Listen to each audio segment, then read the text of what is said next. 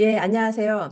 이렇게 귀한 금요일 저녁을 이 웨비나를 위해 시간 할애해 주셔서 감사합니다. 금요일 저녁에 다른 거 할 일도 참 많으실 텐데, 그래도 시간 내서 이 웨비나에 참석해 주신 거는 여러분들도 아마 부동산 투자를 통해서 어떻게 세금을 절약하냐, 아니면 세금 아예 안 낼 수도 있나, 그게 참 궁금하실 텐데, 그러면 그냥 바로 본론으로 들어가 볼게요. 이 미국에서 W2 월급 받는 일을 하거나 사업을 하다 보면 피할 수 없는 동업자가 있어요. 이렇게 말하시는 분도 죠 아니, 저는 그냥 월급 받는 월급장인데 무슨 동업자란 말이에요? 이렇게 생각하시는 분도 있을 수 있지만 여기서 제가 말하는 동업자는 바로 the IRS입니다. 이 the IRS를 붙이면 theirs. 그들의 돈. 제 돈이 아니라는 말이에요. 내 돈이 아니라는 말입니다. 미국에서 돈을 벌다 보면 얼마를 많이 버는 게 중요한 게 아니라 얼마를 내 호주머니에 킵하느냐. 그게 더 중요해요. 만일에 연봉을 50만 불을 받는다고 쳐도 세금으로 한 20만 불을 내고 나면 참 허무하잖아요. 고소득자분들이 아니 내가 세금을 많이 내긴 내는 것 같은데 세금 혜택은 딱히 보는 건 없는 것 같다 하시는 분 많죠. 내가 아무리 세금을 많이 내봤자 저소득층 사람만 혜택을 보는 것 같고 난 아무 혜택을 못 보는 것 같다. 이런 거 많이 느껴보셨을 거예요. 아마 그러니까 이 웨비나에 오셨겠죠. 여러분들이 세금을 줄일 수 있다면 할 수 있는 게 참 많아요. 그거는 연봉이 20%에서 30% 인상되는 효과랑 같고요. 은퇴를 위한 종잣돈이 빨리 만들어질 수도 있고 아니면 무엇보다 가족들이랑 지낼 수 있는 시간, 자녀분들한테 더 많은 기회를 제공해 줄 수도 있는 거예요. 더 나가기 전에 제가 먼저 디스클레이머를 할게요. 저는 부동산 에이전트이지 변호사나 회계사는 아닙니다.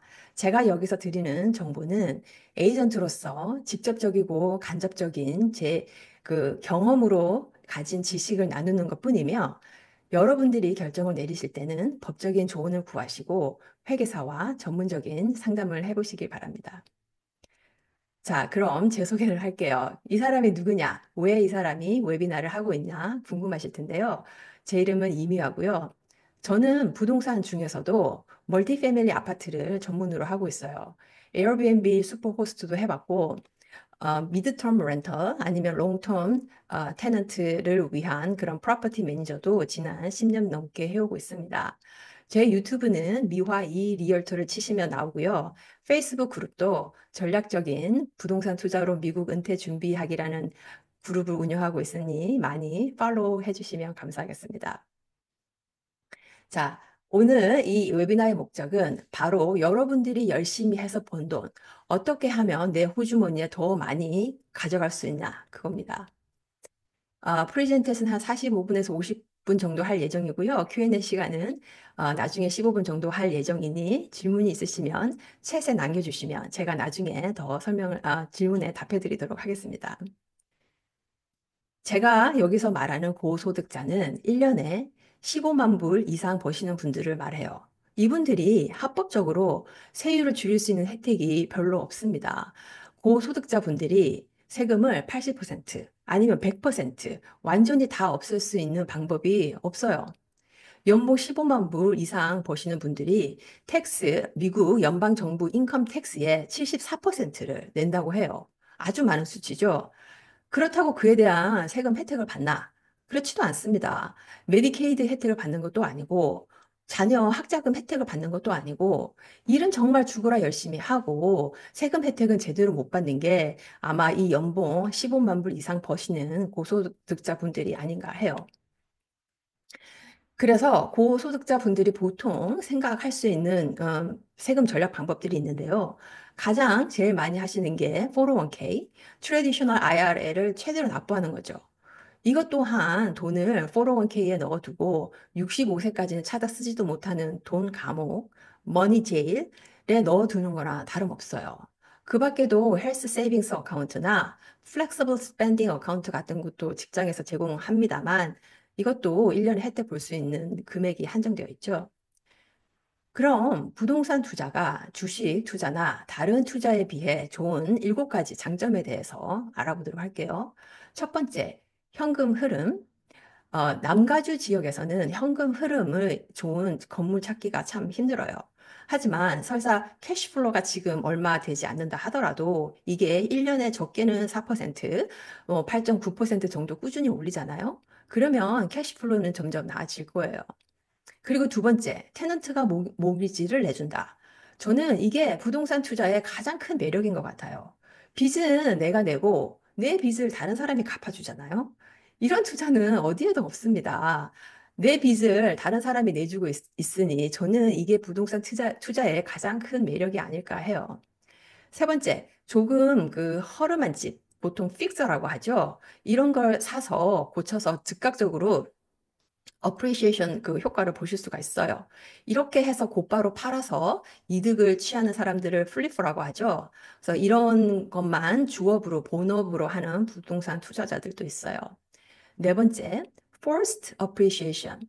이거는 간단한 업그레이드 정도가 아니라 좀 대공사를 하는 거예요. 예를 들어서 투베드룸, 베드룸 2개, 화장실 하나짜리 작은 집을 사서 방 하나, 화장실 하나 더 늘리는 증축을 한다거나 아니면 뒷마당에 ADU를 지어서 렌트 인컴을 더 받는다던가 아니면 예를 들어서 LA 같은 데 보면 한 달 렌트를 아주 적게 내고 사는 테넌트들이 있죠. 렌트 컨트롤 때문에.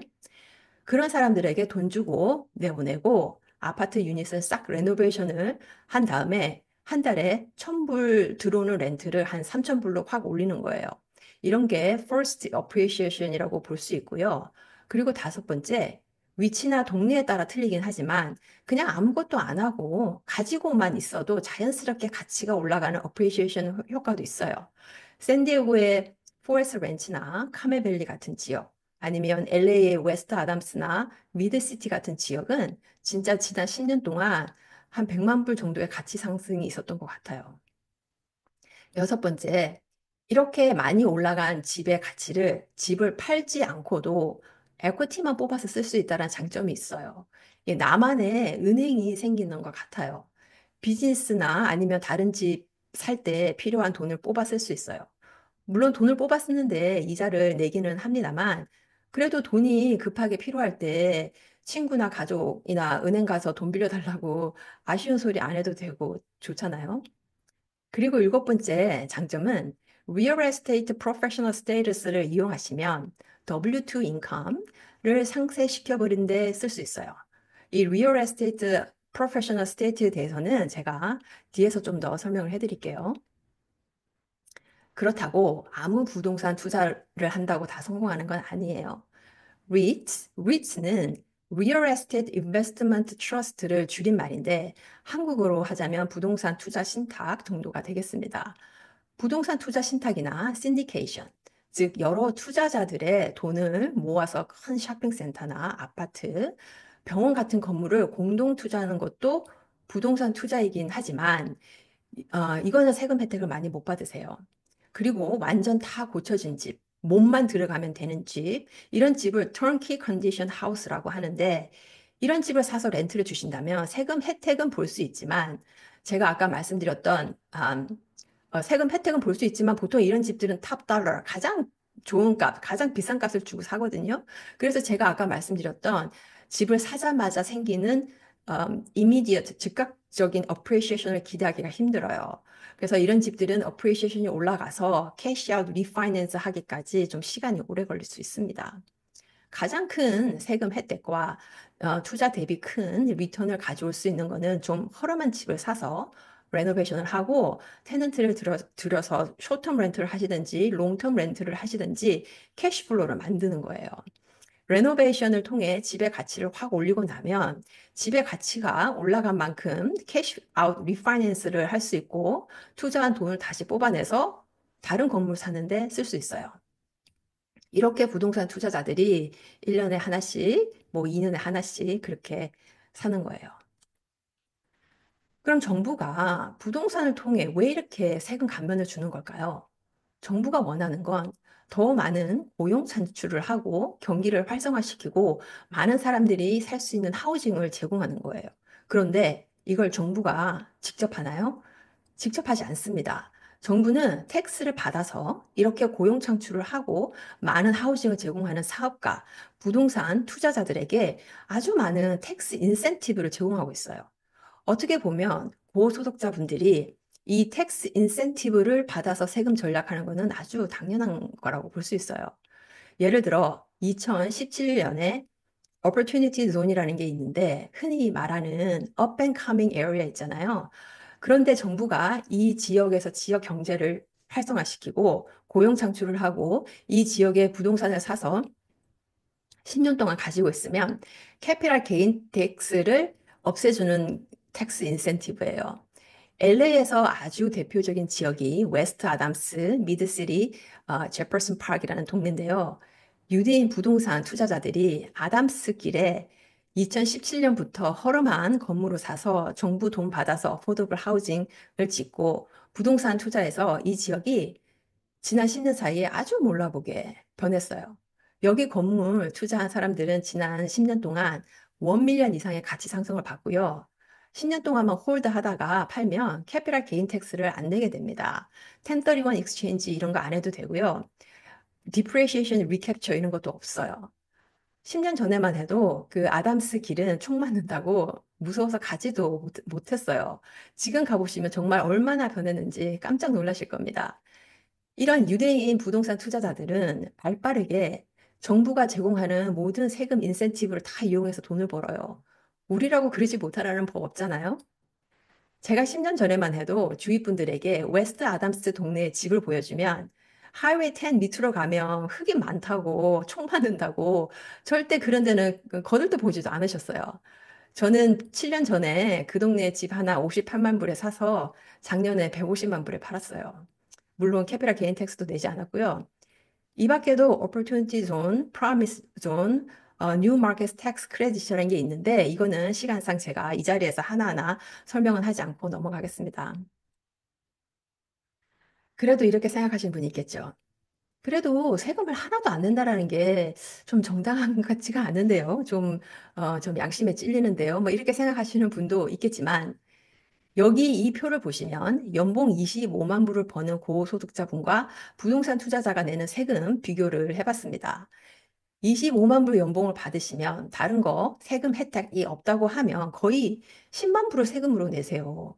부동산 투자자분은 그에 대한 인컴 텍스는 안 낼지 몰라도 부동산을 가짐으로써 재산세 내고요.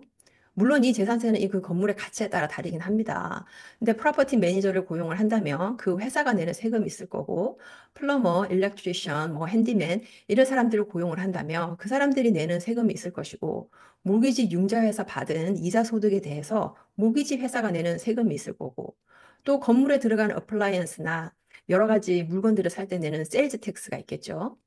예, 앞서 말씀드렸듯이 정부에서 원하는 것은 지역 경제 사회를 높이고 고용 창출을 하는 것이기 때문에 이런 곳에 쓴 돈을 비용 처리, 익스펜스로 잡아서 본인의 소득 인컴을 줄여주는 거예요. 소득 인컴이 줄어드니 당연히 소득세를 적게 내는 거겠죠. 어떻게 보면 정부랑 부동산 투자자가 서로 윈윈 하는 게 아닌가 해요. 하지만 이상하게 한국 분들은 소득세를 안 낸다면 무조건 탈세하는 거라 생각하시는데 그렇게 좀 생각 안 하시고 생각을 좀 바꾸셨으면 해요. 제가 여기서 알려드리는 거는 탈세가 아닙니다. 아주 많은 투자자분들이 합법적으로 하는 방법이에요. 그러면 IRS는 멀티 패밀리 아파트에서 나오는 렌트 인컴을 패시브 인컴이라고 보고요. 여기서 생기는 지출도 패시브 로스라고 봅니다. 반면에 여러분들이 열심히 일해서 번 월급은 액티브 인컴으로 보고요. 제 그 렌털 인컴에서 패시브 로스를 20만 불을 만들어서 내 연봉 20만 불이라면 이걸 다 상쇄시켜 버리면 좋겠죠. 그렇게 된다면 내 인컴이 없어지는 거니 인컴 텍스, 즉 소득세를 하나도 안 내게 되는 거겠죠. 하지만 패시브 로스를 액티브 인컴을 상쇄시키는 데 쓰지 못해요. 하지만 IRS에서는 패시브 로스를 액티브 인컴을 상쇄시키는 데 쓰게 해주는 경우가 있어요. 바로 이 세 가지 경우입니다. 제가 앞서 말씀드린 그 리얼 에스테이트 프로페셔널이라는 게 있는데 이거는 저같이 꼭 부동산 에이전트가 아니어도 돼요. 1년에 750시간, 이게 일주일로 나누면 15시간 정도 되는데요. 그러니까 일주일에 15시간 정도는 부동산 투자에 관한 일을 하는 거예요. 그게 멀티 아파트를 직접 운영하는 일일 수도 있고, 투자 관련한 세미나 참석, 오늘 이 웨비나에 오셔서 공부하시는 거, 이런 것도 포함이 되고요. 좋은 물건을 찾으러 에이전트랑 같이 하우스 투어 다니는 거, 이런 거 다 활동이 다 포함이 돼요. 이런 걸 다 기록으로 잘 남겨두시기만 하면 됩니다. 예를 들어, 남편이 됐던, 뭐 아내분이 됐던 한 분이 연봉이 20만 불인데, 다른 배우자가 4유닛을 직접 관리하면서 리얼 에스테이트 프로페셔널로 만들고, 이 4유닛에서 20만 불 상당의 페이퍼 로스, 패시브 로스죠. 를 만들면 이 액티브 인컴 연봉 20만 불을 다 패시브 로스 20만 불 난 걸로 라이트오프 시켜 볼 수가 있다는 거예요. 그럼 인컴이 지로가 되는 거겠죠. 제가 자꾸 패시브 로스를 만든다라는 표현을 쓰는데 그거는 제가 뒤에 가서 설명드릴게요. 그리고 두 번째, 1년에 750시간 쓰는 부동산 투자 관련 일을 하는 리얼 에스테이트 프로페셔널이 될 수가 없다면 에어비앤비나 VRBO를 본인이 운영하면서 1년에 100시간을 쓰면 에어비앤비에서 나오는 인컴을 액티브 인컴으로 봐주고요. 지출도 액티브 로스로 봐줍니다. 그래서 예를 들어 패시브 로스를 10만 불을 만들었다고 치면 이거를 내 W2 인컴 10만 불을 상쇄시켜 버리는데 쓸 수가 있어요. 그러니까 로스 처리해버리는 거죠. 이렇게 하면 adjustable income이 확 줄어드는 거예요. 제가 실제 예를 한번 들어볼게요. 연봉이 20만 불 되는 분이 있었어요. 이분은 휴가도 안 쓰고 정말 계속 일만 열심히 하셨어요. 일만 죽어라 열심히 해도 그 돈 세금으로 다 내는 것 같아서 아까워서 10월쯤에 싱글 패밀리 하우스를 하나 사셨어요. 이때까지 안 쓴 휴가 다 몰아서 한 달 휴가도 냈어요. 간단한 레노베이션, 바닥 까는 거나 페인트 칠하는 거나 정원 관리하는 거나 그냥 직접 하셨어요. 가구도 직접 사서 인테리어 디자인도 하시고 사진 찍어서 에어비앤비에도 한 12월 달쯤에 올리셨어요. 그리고 부킹, 문의가 들어오는 거 다 직접 다 답해주고요. 이 정도 하면 충분히 100시간 정도 썼겠죠. 그래서 이 에어비앤비 건물에서 20만 불 패시브 로스를 만드셨어요. 어떻게 20만 불이나 되는 로스를 만들었는지는 제가 뒤에 가서 설명해 드릴게요. 그래서 이분 연봉이 20만 불인데 패시브 로스가 20만 불이 생겼으니 인컴이 없는 거죠. 그래서 이렇게 해서 인컴 텍스를 안 내게 되는 거예요. 세 번째, 그룹핑. 그룹핑이라는 방법이 있는데요. 예를 들어, 치과 의사분이 건물을 하나 사서 본인은 개업을 하시면, 덴탈 비즈니스를 하시게 되면, 덴탈 비즈니스에서 나오는 인컴은 액티브 인컴이 되는 거고, 메디컬 건물에서는 패시브 로스가 생겨요. 근데 그 패시브 로스를 액티브 인컴을 상쇄시키는데 못 쓴다고 했죠. 하지만 그룹핑 일렉션을 통하면 서로 상쇄시킬 수가 있습니다. 예를 들어 메디컬 비즈니스에서 1년에 50만 불 그 그로스 인컴이 생겼다고 할게요. 근데 거기서 직원들 월급 주고 이것저것 비즈니스 관련 뭐 익스펜스 쓰고 남는 돈이 25만 불인데 이 메디컬 빌딩에서 패시브 로스를 20만 불을 만들면 adjustable income이 5만 불로 확 줄어드는 거예요. 이해되시나요? 잘 따라오고 계십니까? 더 궁금한 거는 더 자세한 질문은 챗에 남겨주시면 제가 뒤에 가서 이해 안 되시는 부분 더 설명을 해드릴게요. 제가 자꾸 패시브 로스를 만든다라는 표현을 했는데 다른 말로 하면 페이퍼 로스라고 하기도 해요. 실제 로스가 아닌 종이상에 보이는 로스라는 거죠. 렌털 건물을 사면 뭐 일반적으로 비용 처리할 수 있는 게 뭐 전문가 비용, 관리 회사를 쓰면 관리 회사 비용, 모기지 이자 낸 거, 뭐 유지 보수한 거, 보험료, 레노베이션 들어간 공사 비용 실제로 쓴 돈들은 당연히 익스펜스 처리가 되는 거고요. 디프레시에이션, 감각상각이라는 게 있습니다. 흔히들 알고 계시는 게 주택일 경우에는 27.5년, 상가 건물일 경우에는 39년에 걸쳐서 일괄적으로 감각상각하는 걸 알고 계신데 accelerated depreciation과 보너스 depreciation이라는 것도 있어요. 예를 들어 1밀리언짜리 두플렉스를 렌트 건물을 샀다고 보면 땅값이 50만 불이고 건물값이 50만 불이라고 칠게요. 땅값은 감각상각을 안 하니 그 건물값 50만 불을 27.5년으로 나누면 1년에 18,000불이 조금 넘는 돈을 일괄적으로 27.5년에 걸쳐서 비용 처리해 주는 거예요.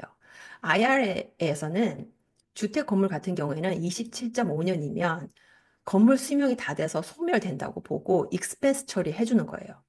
하지만 이것만으로는 많은 페이퍼 로스를 만들 수가 없겠죠.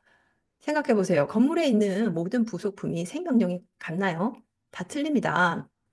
건물에 있는 카펫, 워터 히터, 에어컨 시설, 와셔 앤 드라이어, 파이프, 지붕 다 소모되어지는 시간이 틀려요.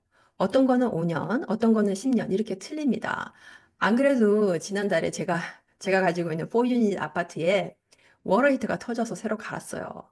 아니 어떻게 워터 히터가 타이머가 달린 것도 아니고 딱 10년이 넘으니 고장이 나는 거예요. 테넌트들이 전화 와서 따뜻한 물 안 나온다고 해서 가보니 관이 터져서 물이 새고 있더라고요. 그래서 그런 소모품들을 따로 떼어내서 비용 처리하는 것을 cost segregation이라고 해요. 27.5년에 걸쳐서 비용 처리할 것을 5년에 걸쳐 또는 10년에 걸쳐 비용 처리해버리는 것을 accelerated depreciation이라고 합니다. 근데 거기서 한 발 더 나아가서 보너스 디프리시에이션이라고 하는 게 뭐냐? 5년에 걸쳐 비용 처리할 것을 5년은 무슨 5년 그냥 첫 해 다 비용 처리해버리는 거예요. 5년에 걸쳐 할 것을 첫 해에 1년에 다 해버리니 엄청나게 비용 처리하는 거겠죠. 이 보너스 디프리시에이션이라고 하는 거는 2001년 그 911 테러가 생기고 나서 만들어졌는데요. 정부가 911 테러 때문에 미국 경기가 침체되고 불경기가 올까봐 보너스 디프레이션이라는 거를 만들어서 부동산 투자자가 부동산을 많이 사고 고용을 증대시키고 사람들이 살 수 있는 하우징을 제공하라고 텍스 인센티브를 아주 많이 준 거예요. 제가 앞서 말했잖아요. 정부는 직접 고용 증대나 경기 활성화시키지 않아요. 대신 투자자나 기업가들이 대신 잘할 수 있도록 엄청난 텍스 인센티브를 줍니다. 2017년에 부동산 부자 트럼프가 대통령이 되면서 이 보너스 디프리시에이션이 100%로 확대됐어요. 한마디로 5년에 걸쳐 비용 처리할 것을 첫 해에 1년 만에 100% 비용 처리하게 해주는 거죠. 부동산 부자 트럼프가 소득세를 하나도 안 낸 게 바로 이 이유입니다. 원래는 이게 50%였거든요. 근데 본인이 대통령이 되니까 100%로 확 올려버린 거죠. 그러다가 점점 줄어서 현재 2025년에는 40%만 첫 해에 쓸 수 있습니다. 그나마 2026년 내년에는 20%로 줄고요. 2027년도에는 아예 없어지는 걸로 되어 있습니다. 근데 제 생각에는 트럼프가 이제 새로 대통령이 되었으니까 이게 아예 없어질 것 같진 않고요. 적어도 기존처럼 50%까지는 다시 살아나지 않을까 싶은데, 근데 뭐 그건 아직 아무도 모르죠. 근데 아직까지는 2025년은 40% 보너스 디프리시에이션을 쓸 수 있으니 투자 건물을 사고 싶으신 분은 2025년도에 꼭 사시기 바래요. 그러면 이쯤에서 이런 말을 하시는 분이 있을 거예요. 아니, 그거 비용 처리한 거 어차피 나중에 건물 팔 때 캡이랑 개인으로 다 토해내야 되는데 왜 굳이 그렇게 해요? 뭐 그렇게 생각하시는 분도 있을 겁니다. 하지만 나중에 5년 뒤나 7년 뒤에 이 건물을 팔 때 다시 비용 처리했던 것들을 리캡처 한다고 하더라도 지금 현재 내가 세금을 줄이거나 세금을 안 내는 게 더 좋지 않나요? 지금 세금을 절약해서 돈을 모아서 건물 하나 더 사는 게 좋지 않을까요? 그리고 나중엔 1031 익스체인지 해야죠. 1031 익스체인지 해야만 캐피럴 게인 텍스와 그 디프리시에이션 리캡처를 자꾸 뒤로 미루면서 더 큰 건물로 갈아타실 수 있어요. 처음에 그 1밀리언짜리 하나 사서 세금 혜택 뽑아 먹을 만큼 뽑아 먹고 나중에 2밀리언짜리로 갈아타고 또 거기서 세금 혜택 받을 거 또 받고요. 그다음에 뭐 400만 불짜리로 갈아타고 또 이렇게 자꾸 해서 나중에 10밀리언짜리 20 유닛, 20 유닛짜리 아파트 하나 샀다고 볼게요. 그러면 그 20 유닛에서 나오는 렌트 인컴을 받아서 은퇴 생활 잘 하시다가 돌아가시면 그 10밀리언짜리 건물을 자녀분들한테 물려주시는 거예요. 그러면 자녀분은 아무런 텍스 안 내고 10밀리언짜리 건물을 물려받게 되는 거예요. 그동안에 미뤄왔던 캐피탈 게인 텍스가 없어져요. 자녀분들이 대신 내는 게 아닙니다. 자녀분들은 10밀리언으로 스텝업 된 가격으로 물려받고 물려받자마자 난 뭐 테넌트 관리하기 싫다 해서 바로 10밀리언에 팔아버리잖아요. 그래도 캐피탈 게인 텍스가 없는 거죠. 대단하지 않나요? 저는 이 평범한 직장이 부를 쌓을 수 있는 유일한 방법이 부동산 투자라고 생각해요. 가능한 실제 사례를 제가 알려드릴게요. 왼쪽에 표를 보시면 이제 연봉 50만 불 받는 의사나 변호사가 있다면 아무런 혜택을 보지 않는다고 칠 때 내야 하는 세금만 21만 불입니다. 연봉의 43%가 세금으로 나가요. 반면에 배우자분이 여기 이제 오른쪽에 있는 걸 보시면 배우자분이 파트타임 일을 하시거나 아니면 전업주부로 1년에 750시간 이상 부동산 관련 일을 하면서 리얼 에스테이트 프로페셔널 자격을 주어진다고 하면 이제 이분들이 8유닛짜리 아파트를 170만 불 주고 사서 이 아파트에 들어오는 인컴 1년의 인컴은 12만 불이지만 지출은 38만 7천 불이에요. 근데 이게 어떻게 가능한지 볼게요. 모기지 이자 낸 돈은 재산세, 또 통상적으로 27.5년에 걸쳐서 하는 감가상각과 코스트 세그리게이션을 통해서 보너스 디프리시에이션으로 첫 해에 40%를 비용 처리해서 그 10만 불 더 넣었고요. 그리고 인슈런스, 유틸리티, 그리고 캐시포 키즈. 캐시포 키즈가 뭐냐면 특히 LA 같은 경우에는 렌트 컨트롤 때문에 아주 낮은 렌트를 내고 사는 텐트들이 있죠. 그런 사람들에게 이사 비용으로 2만 불씩 주고 내보내고 아파트 유닛을 각각 4만 불씩 주고 레노베이션을 했습니다. 그렇게 해서 총 지출이 38만 7천 불이 생긴 거예요. 그러면 이 렌트 건물에서 들어오는 렌트 인컴 12만 불은 당연히 텍스 프리가 되는 거고요. 그리고 또 남은 26만 7천 불에 달하는 패시브 로스를 연봉 50만 불 인컴을 반으로 확 줄여버리는데 쓸 수 있다는 거예요. 그러면 인컴 텍스가 아주 많이 줄게 되겠죠. 그리고 두 번째 가능한 경우는 연봉이 25만 불인 직장인이 있다고 볼게요. 아니면 두 부부가 합해서 25만 불 버는 경우도 해당이 됩니다.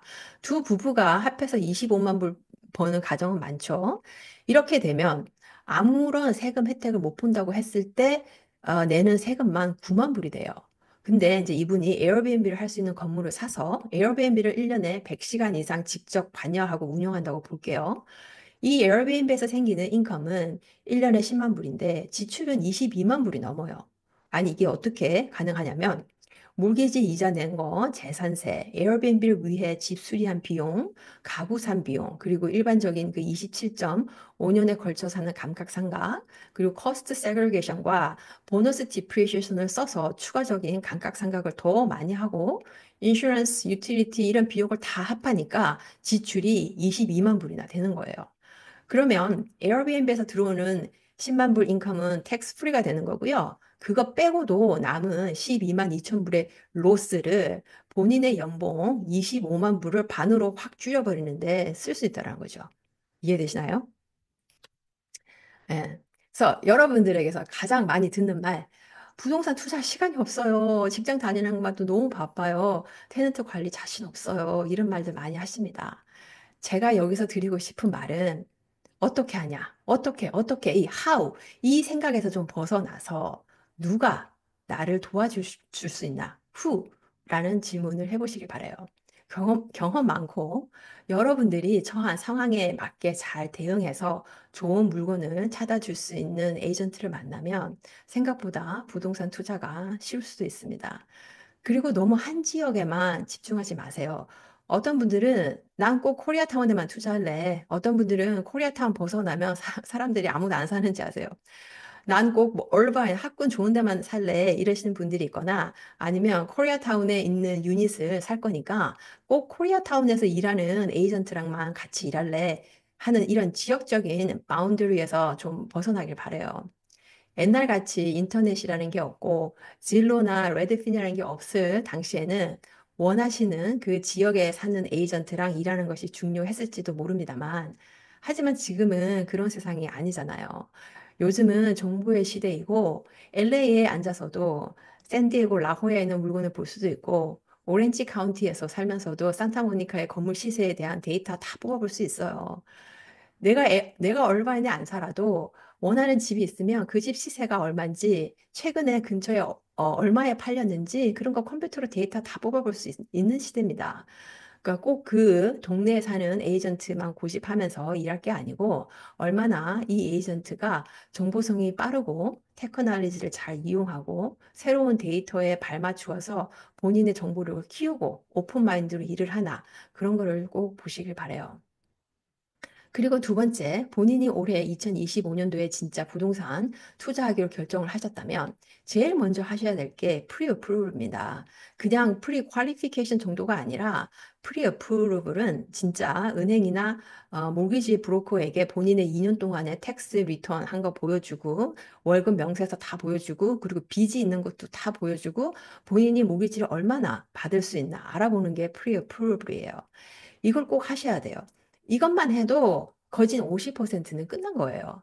본인이 계속 150만 불짜리 집을 봐왔는데, 아니면 본인이 진짜 마음에 드는 집이 150만 불인데, 정작 론이 100만 불밖에 안 나오면 얼마나 실망스럽겠어요. 그리고 이때까지 집 보고 다닌 것도 다 시간 낭비가 되잖아요.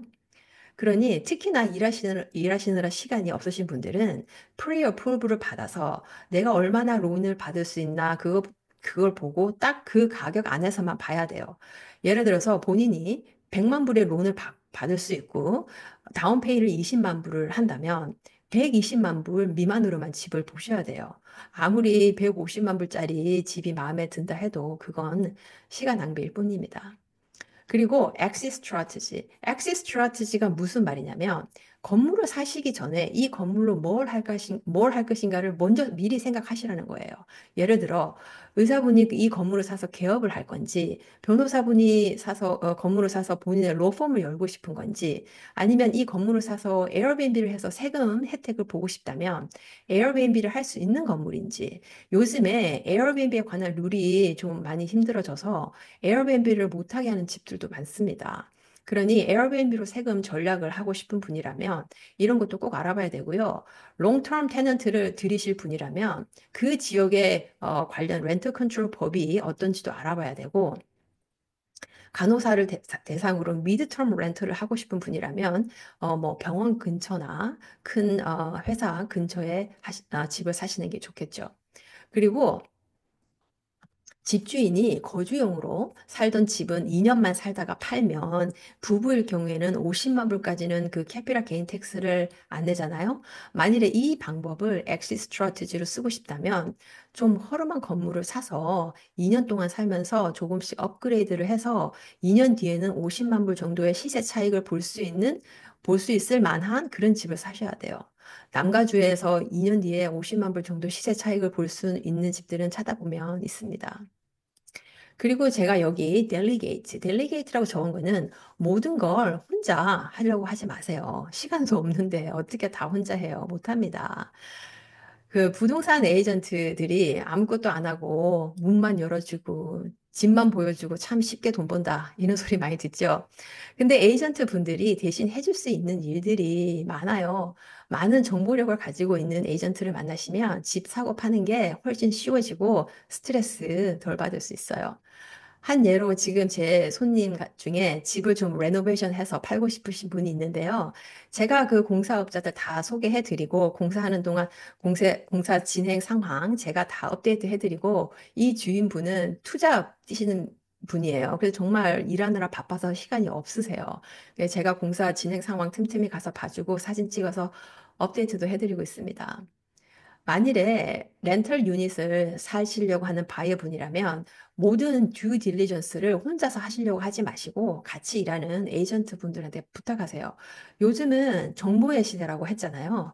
그래서 이 렌털 유닛이 렌트 컨트롤이 있는지 그리고 하우징에서 코드 바이올레이션을 받은 적이 있는지 불법으로 지어진 유닛은 있는지 이런 거 인터넷에 찾아보면 다 나옵니다.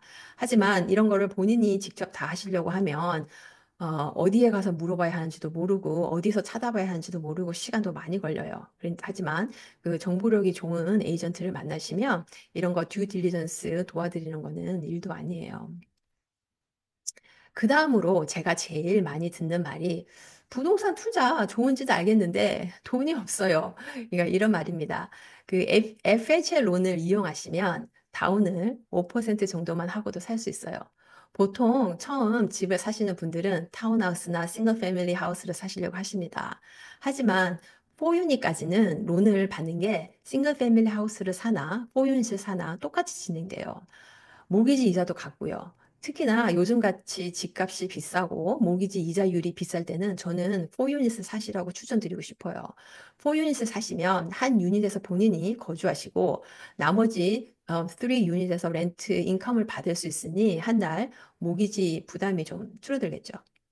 제가 처음에 이렇게 집을 샀어요. 제가 13년 전에 처음 집을 살 때, 당연히 처음 집 살 때는 학군 좋은데, 콘도나 싱글 패밀리 사야지. 저도 그런 생각 했었습니다. 하지만 결국엔 FHA 론을 써서 5%만 다운을 하고 4유닛을 샀어요. 한 유닛에서는 제가 살고 나머지 3유닛에서 렌트를 받았는데 다행히 모기지가 100% 커버가 됐어요. 그래서 저는 공짜로 산 셈이죠. 그렇게 해서 제가 돈을 모아서 다른 유닛을 또 샀습니다. 그리고 그 4유닛이 밸류가 올라가서 홈 에quity 라인 오브 크레딧을 받아서 그 돈으로 다운 페이먼트하고 또 다른 건물을 또 샀어요. 그렇게 하나하나 늘려갔어요. 처음에 집 살 때가 가장 힘들고 스트레스 받지, 두 번째, 세 번째는 쉽습니다. 그 401k나 셀프 다이렉트 IRA를 이용해서 세금 안 내고 부동산 투자할 수 있는 방법도 있으나 지금 오늘 이 시간에서는 깊게 들어가지는 않겠습니다. 401k 같은 경우에 제가 머니 제일이라고 했죠.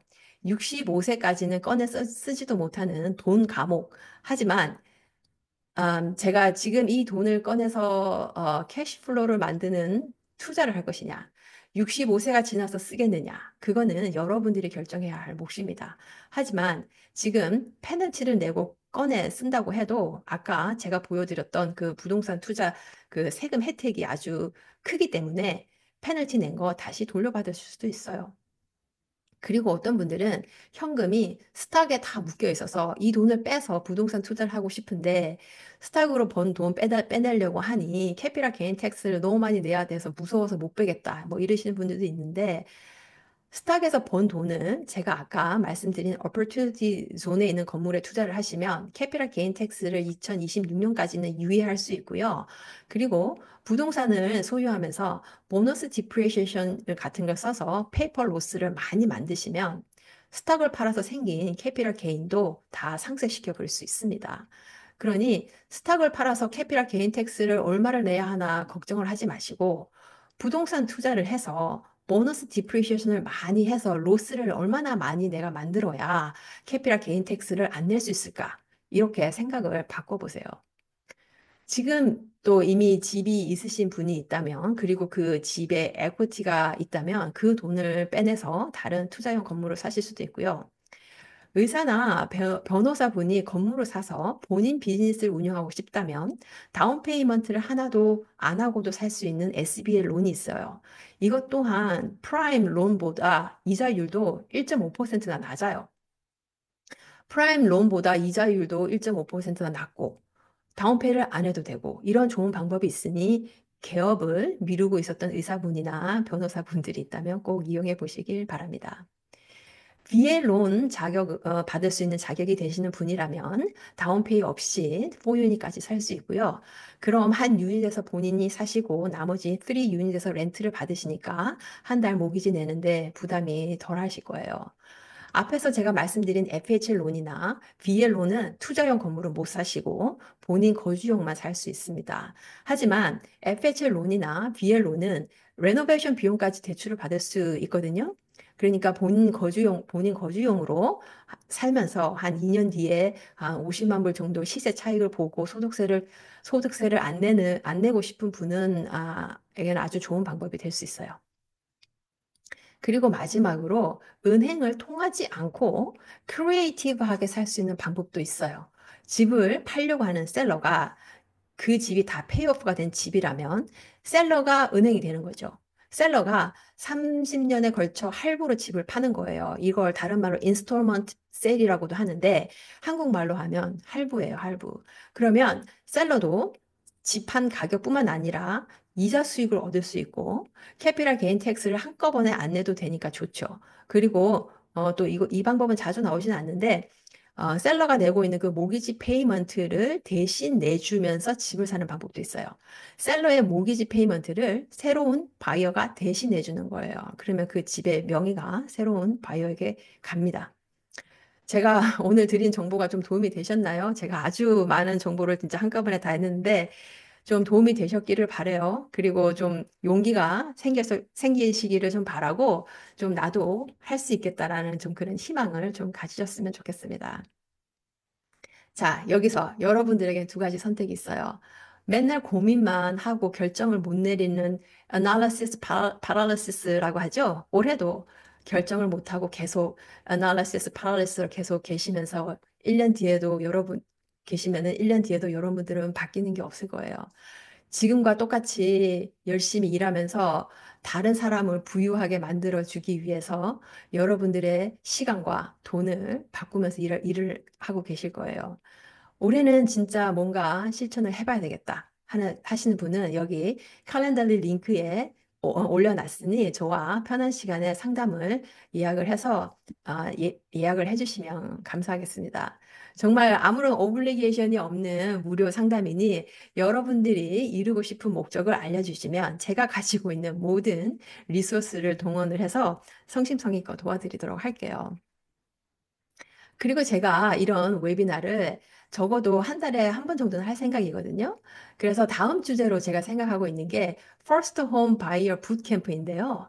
First Home Buyer들이 가장 많이 하는 5가지 실수, 이런 제목으로 다뤄보자고 해요. 근데 이거 말고도 여러분들이 평소에 궁금해 하시던 거나 알고 싶었던 게 있다면 챗에 남겨주세요. 그러면 제가 다음 기회에 꼭 다뤄보도록 하겠습니다. 자, 여기 칼렌더 링크 한 번 더 올려드릴게요. 아직 저랑 상담 약속 안 하신 분들은 주저하지 마시고 편한 시간에 상담 잡아주세요. 자, 그럼 챗에 올라온 질문들을 좀 볼까요? 아, 네. 일단은 너무 수고하셨습니다. 감사합니다. 네. 저희가 오늘 이제 사실 첫 번째 웨비나였었어요. 그래서, 저희가 사실은 어떤 타겟으로 해야 되나에 대한 고민을 조금 오랫동안 해왔고, 일단 첫 번째였기 때문에 조금 전체적이고 포괄적이어서, 어떻게 보면, 너무 좀, 어떤 분에게는 또 너 다 아는 얘기 아니야? 이런 느낌이 드실 수도 있는데, 저희가 이제 방금 강사님 설명해 주신 것처럼 한 달에 한 번 정도 예상을 하고 있고, 조금 더 디테일하고 구체적이고 전문적으로 여러분께 무료로 이렇게 웨비나를 진행할 예정입니다. 그래서 일단 다음번 웨비나 주제는 지금 이제 여기 이미아 강사님께서 안내를 해드렸고요. 저희가 또 그 다음에 이런 주제로 좀 해주세요. 이런 게 있으시면 그런 것도 남겨주실 수 있으세요. 근데 사실 다른 질문은 없으셨고요. 아까 저희가 이제 강의 끝난 다음에 김시호님께서 강의 내용이 매우 전문적이고 또 명료하게 설명해 주셔서 놀라셨다고, 그리고 특히 그 마지막 슬라이드가 인상적이셨다고 이렇게 남겨주셔서 네, 감사합니다. 그다음에 또 최지희님께서 그 401k나 IRA에 묶여있는 돈에 대해서 조금 다시 생각해 보게 되셨다고, 네, 그런 또 코멘트를 남겨주셨어요. 근데 제가 한 가지 질문이 있는데요. 네, 아까 그 750시간 네, 리얼 에스테이트 프로페셔널 스테이러스 네, 부분이 제가 이제 네, 계산을 좀 해보니까 일주일에 한 15시간 정도 되더라고요. 네, 네, 근데 네. 그게 뭐, 그러니까 그냥 적기만 하면 되는 건지 아니면 지금 기록만 현재로서는 하면 그래요. 되는지 그냥 아니면 적기만 하면 돼요. 본인의 그 그쵸. 로그를 만들어서 음, 어떤 일에 어떤 일을 했나 그런 로그를 만들어서 따로 해두시면 돼요. 근데 저는 음, 부동산 에이전트가 되기 전부터 인베스터로서 그 프로페셔널 리얼 에스테이트 프로페셔널을 계속 해 왔는데요. 뭐 그런 거를 세금 보고할 때 같이 제출하거나 그러진 않아요. 세금 보고할 때 같이 제출하진 않고 세금 보고할 때 내가 리얼 에스테이트 프로페셔널이라고 체크하는 데가 있어요. 그 체크만 음, 하시면 되고 혹시라도 행여라도 나중에 오디시 오면 그거를 이제 보여주긴 해야 되겠죠. 뭐 음. 하지만 뭐 저도 뭐 한 번도 아직 오디트 당한 적은 없고 예, 네네네. 그렇습니다. 그러면은 뭐 대략 어떤 것들을 적을 수 있겠나요? 뭐 사실 잘 감이 오지 않아. 설명을 좀 해주시긴 하셨는데, 그거를 네. 그러면 계속 반복되는 걸 똑같이 적어도 상관없나요? 뭐 예를 들어서 기록을 남긴다고 할 때? 아니면 그렇죠. 그 가격적으로. 반복적으로, 예를 들어서 만일에 4유닛을 직접 운영을 하신다. 그러면은 테넌트들이 뭐 문의하는 거 대답해주고, 뭐 고쳐달라고 하면 핸디맨을 불러서 이렇게 고쳐주는 거 다 슈퍼바이저 하고, 그런 그 모든 게 되고요. 오늘 같이, 이런 웨비나에 와서 공부를 한다던가, 아니면 여러 가지 미답이 많죠. 미답, 무슨 부동산에 관련된 미랍이라든지 그런 데를 간다던가. 그리고 실제 예가 있는데요. 제가 이제 그렇게 하시는 분을 제가 봤어요. 그분은 간호사 분인데, 어, 일주일에 3일만 일하세요. 일주일에 3일만 12시간을 일하세요. 그리고 나머지 4일은 일을 안 하세요.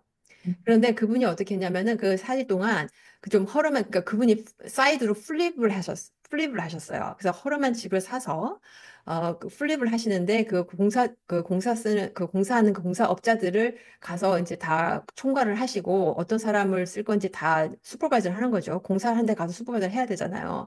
그런 걸 하시더라고요. 그래서 일주일에 3일은 본인의 W2 잡을 하시고 나머지 4일은 그런 거를 부업으로서 플립을 음. 하시는 거예요. 그러니까 그렇게 지금 되면 HK님께서도 저랑 똑같은 궁금한 거예요. 저도 그게 느낌에 꼭 무슨 음, 자격증이 필요한 게 아닌가? 내지는 뭐 법인 네, 네, 필요해야 네. 되나? 그런 거 전혀 이런 상관없어요. 건데 법에 그게 안 만드셔도 아니라는 되고요. 거죠. 그냥 부동산 내가 에이전트 라이센스 없어도 되고요. 네. 되고 법인을 설립해야 되는 것도 아니고. 아니에요. 네. 네네네, 알겠습니다. 그 다음에 또 다른 질문이 하나 더 있는데요. 네. 이신희님께서 그 세컨 이어의 혜택이 퍼스트 이어보다 그러면 더 적나요? 이렇게 말씀을 하셨어요. 그렇죠. 적죠. 네, 네네. 왜냐하면 예를 들어서 세컨 이어에는 그래서 부동산 투자하시는 분들이 보통 한 2년에 한 번, 3년에 한 번씩 자꾸 건물을 사세요.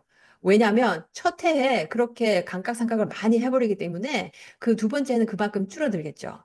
그렇기 음, 때문에 그리고 이제 첫 해에 그렇게 돈을 많이 넣어서 어, 그 집의 밸류를 확 올리시는 거예요. 집의 밸류를 확 올려서 거기서 캐시아웃 리파이낸스를 해서 2년 뒤에, 3년 뒤에 또 다른 건물을 사시는 거예요. 그 첫 해에 가장 많은 그 익스펜스 비용 처리를 할 수가 있거든요.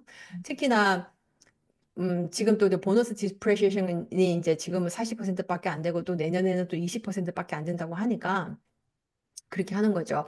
그리고 예, 그렇습니다. 아, 그리고 만일에 그런 경우가 있을 수도 있겠죠. 만일에 W2 인컴이 10만 불밖에 안 되는데 로스가 20만 불이 생겼어요. 그러면 그 W2 인컴 10만 불을 상쇄시키고도 10만 불이 또 남잖아요? 그럼 그거를 내년으로 캐리오버 할 수 있어요. 예, 네. 예. 아, 그래서, 더 되게 전문적으로 이제 좀 더 깊게 들어가시는데, 네. 네. 너무 좋은 것 같아요. 예, 그래서, 예, 예. 네. 이제 시간이 거의 1시간 정도 됐는데, 혹시 더 추가로 질문이 있으신 분 있으실까요? 있으시면은 알려주시고, 아니시면 지금 방금 설명하시는 거 제가 중간에 끊어서 죄송한데, 이 부분을 조금 더 디테일하게 들어도 좋을 것 같아요. 그럼 아니요, 거기서 끝이에요. 거기서 끝이에요? 네. 그게 끝이에요. 그래서 그 알겠습니다. 네네. 로스가 올해 다 네. 못 쓰고, 로스가 아직 남아 있잖아요? 그걸 네네네네. 내년으로 더 캐리오버해서 쓸 수 있어요. 너무 좋습니다. 네. 네. 이제 그 트럼프 2기 행정부에서 정말 어떤 부동산과 그 경제 활성화 정책을 펼칠지 아직 뭐 다 오픈이 되지 않아서 저희가 모르지만, 많은 분들이 지금 부동산 쪽으로 굉장히 많은 혜택들이 이제 시작이 될 거다라고 기대를 하고 있기 때문에 대비를 해서 미리 이렇게 공부하고 준비를 하면 실제 그런 어떤 정책이 시작이 됐을 때 바로 또 행동하고 움직일 수 있게 되지 않나 이런 생각을 하게 됩니다. 어, 네네. 그러면은 오늘은 이 정도에서 마무리를 해도 괜찮을 것 같아요. 네네. 지금 채팅창에 저희가 만약에 강사님하고 1대1로 상담을 원하시면 하실 수 있는 저희 칼렌달리 그 링크 올려드렸고요. 네. 그리고 지금 이제, 네. 강사님 마지막 인사해 주시고, 네. 이렇게 끝내도록 하겠습니다. 네. 다시 한번 이렇게 금요일 저녁에 이런 웨비나를 통해서 들으러 와주신 거 정말 감사드리고요. 또 제가 아까 말씀드렸다시피 제가 이걸 꾸준히 한 달에 한 번씩은 계속 할 예정이니 또 다른 관심 있어 하는 주제가 있으시면은 들어와서 참석해 주시면 감사하겠습니다.